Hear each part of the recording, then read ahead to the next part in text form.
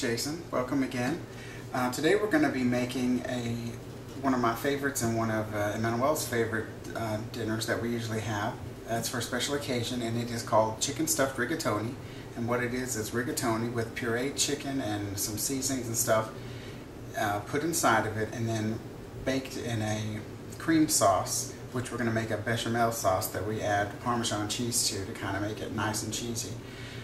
It's baked and then it comes out and it's really good. So the first thing we're going to do to get started is we're going to cut up our chicken and put it in the food processor and get it pureed. We're going to go ahead and get our chicken cut up, and what I've done is I've taken these and pretty much cleaned out any of the bits of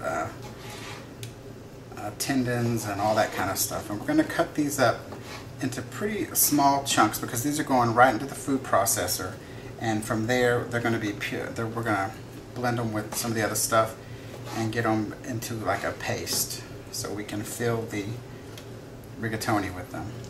So just go ahead and cut up your chicken.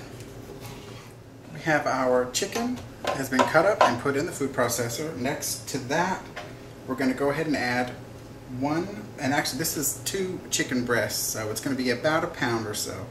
We're going to add to that 1 teaspoon of salt and a half a teaspoon of pepper, and go ahead and add the seasonings in early. Also, we're going to add a couple of dashes of hot sauce, and I'm going to use one from Tabasco, which is their new habanero. We like it spicy, so we added a couple. 1 teaspoon of olive oil is going into this as well.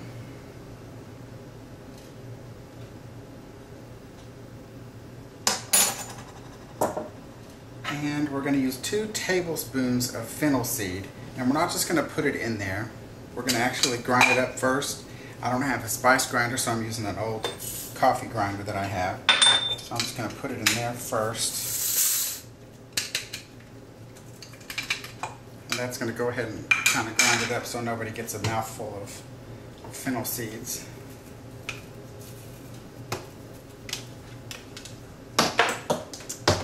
And also we have a cup of cream that we're going to add as we go along. And we're going to have the white of 1 egg, which I need to get real quick. Sorry about that, I had to get the egg. We're going to have the white from 1 egg. So we're going to go ahead and put that in there.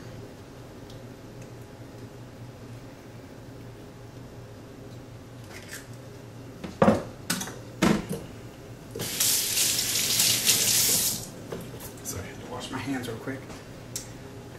And so that's pretty much all the ingredients. I'm going to put in some of the cream to start with. We're going to put the cap on here, and we're just going to start pulsing it. Now, if your food processor isn't this big, you can do it in halves. Do some of the chicken, and then add some of the stuff, and like that, and then mix it together. And we want this to be pretty much turned into like a puree. It sounds gross, I know, but and it looks gross too. However, once you get it in the noodles, it's really good. Alright, after it's processed for a little bit, the consistency you're looking for is going to be easy. You're looking for no chunks of raw chicken in there. You just want it to kind of be like scoopable. And since you can't just taste this to find out if it tastes good, what we're going to do is we're going to take a little plastic bowl here. I've got a little water in it, and I'm just going to put a little blob of the mixture in there, and I'm going to pop it in the microwave for about 30 seconds or so until it's cooked all the way through, and I'm going to taste it then and adjust my seasonings if I need to. My little piece of meat is cooked out of the microwave. I did about 30 seconds.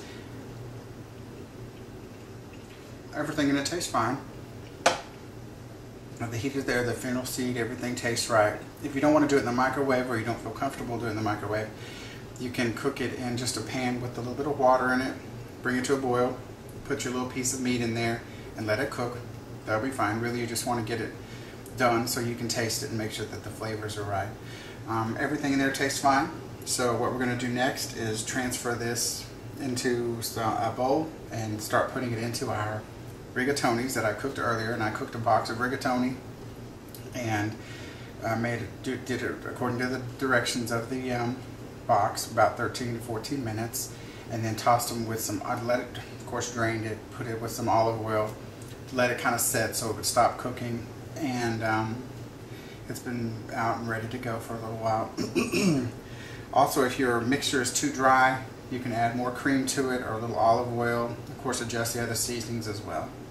So we're going to go ahead and get this ready to pipe into the rigatonis. I went ahead and cleaned up while we were on our little break there. Here's the rigatoni that I made earlier. Like I said, I cooked it according to the directions, drained, tossed it in some olive oil, and it's been set and cooled. This is the chicken mixture that we made, and it's ready to go. Also, be sure that whenever you're working with chicken or really anything in your kitchen, make sure that you do a good clean, get everything sanitized in between your workspace and everything. Okay, so what we're going to do is I've got a plastic piping bag here with just a big round tip on the end, or you can just buy something from the store, whatever, it doesn't matter. But using a spoon or something isn't really going to work with this. So we're going to go ahead and, hold on a second. I'm going to use a long teaspoon to make it easier. I'm going to put this in my bag. And if you're not comfortable working with raw chicken, then you probably don't want to do this. I mean, you're going to get it all over the place. It's going to be in your hands, under your fingernails, and all that. So, if you don't feel comfortable with it, then don't make this. But if you do, your hands are washed. You could wear gloves, whatever. Okay, so we're going to have it in our bag. We've got it ready. And we're going to take each little noodle and we're just going to put our finger in the end so we can feel it. And we're going to push this in as far as it'll go and give it a little squeeze, and you'll feel it touch the end of your finger. I don't know if you can see it in there, but you'll just feel it touch your finger, and then bring it out the other side and you're done. Do that again. Just put it in. You'll feel it, and don't push too hard or you could break the noodle, and they're very easy to break. It doesn't take but just a little bit of pressure to bust them. So now all we got to do is about a million more of these and we'll be done. So I'll show you what that looks like in just a few minutes. And this is what they're going to look like. I've got them all in this glass pan here. I've got the bottom layer going one direction and the top layer going the other. That way they won't stick together as much. Now I'm going to start working on the bechamel sauce, and then I'm going to add Parmesan cheese to that. I'm going to put it over it, and we're going to bake it at 400 degrees. So next, let's get on the sauce. Now we're going to make the bechamel sauce that we're going to use for the to put over the chicken. And first, we're going to start off with about 2.5 tablespoons of butter, and I'm going to just got it started. We also have 2.5 tablespoons of butter. I don't know what I just said. Also, we have 2 cups of milk that is warm, not boiling, but close, very close. So anyway, this butter we're going to let it melt, and whenever it has melted, we're going to add 2 tablespoons of flour to that. So as soon as this is melted, we're going to go ahead and add the flour. Our butter has just melted, and you'll see the little specks in it starting to go. And we're going to go ahead and add the 2 tablespoons of flour. We're going to stir that in, and we're going to keep stirring this, not walking away, but keep stirring this on a medium heat until it turns like a light brown color. And depending on how high your heat is, it may be just a few minutes. It may take maybe 3 or 4 minutes to do this. So you can kind of see it cooking in there. But you want to be careful. Don't let it set. You want to keep stirring this. And what we're doing is cooking the flour and getting it ready to get the milk in it. Our butter has come to our butter and flour has come to the right amount of brownness. And I'm going to add just a little bit of the milk and stir until it's smooth.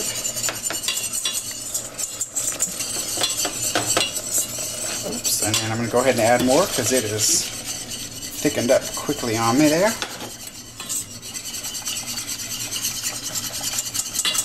You want to make sure that you don't have any lumps.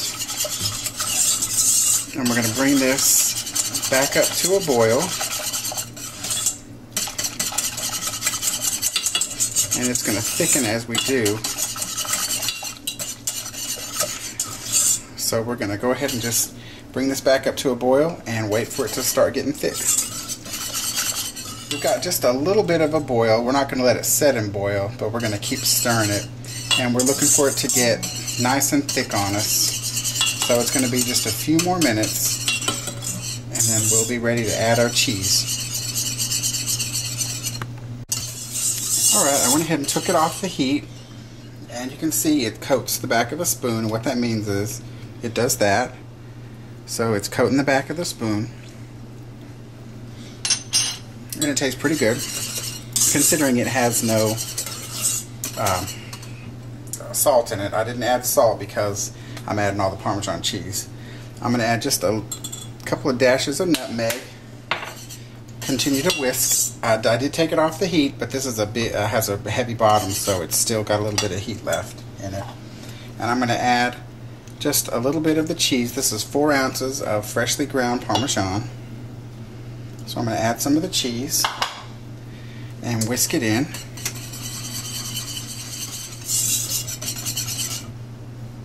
And I'm going to keep adding the cheese until we have it all in. You can stop. I finished adding the cheese, and it has gotten nice and like it's supposed to be. It's almost like fondue now. This is going to be a little thick for what I need, so I'm going to actually take a little bit of cream, heat it up in the microwave, and add the cream to it until it gets a little bit thinner, because I need it to be a little more saucier, even though this right here, it tastes wonderful, and this definitely would be fantastic on just pasta by itself, but we actually need the liquid to help cook the last bit of that pasta. Alright, I've added just about a cup of cream to this, and you could also add a little bit of milk if you wanted, if you didn't have any cream, because the original recipe didn't call for cream. But anyways, it was a little bit thicker than I had wanted. So now what I'm going to do is take this and pour it over our noodles. And I did not put it back on the heat, I just put it on, I just mixed in the cream. And here's our noodles that we have ready. And we're just going to pour this over the top. And I'm going to grab my spoon. And I'm just going to help it out a little bit to make sure that they're all covered. And we're going to put this into, you can cover it if you want to, you don't have to, but you might want to cover it just in case if you don't know how long it's going to take or how long it's going to be in there. So I'm actually going to put a little tin foil on this just because we're running late for our dinner guests, but we're going to put this on at 400 degrees until it starts to bubble, and we're going to test one out of the middle and make sure that it's cooked at that time. And here we go, we had it in the oven at 400 for about 15 minutes, then about 300 for another 15 minutes or so while we waited for our guests. So now we're going to dig in.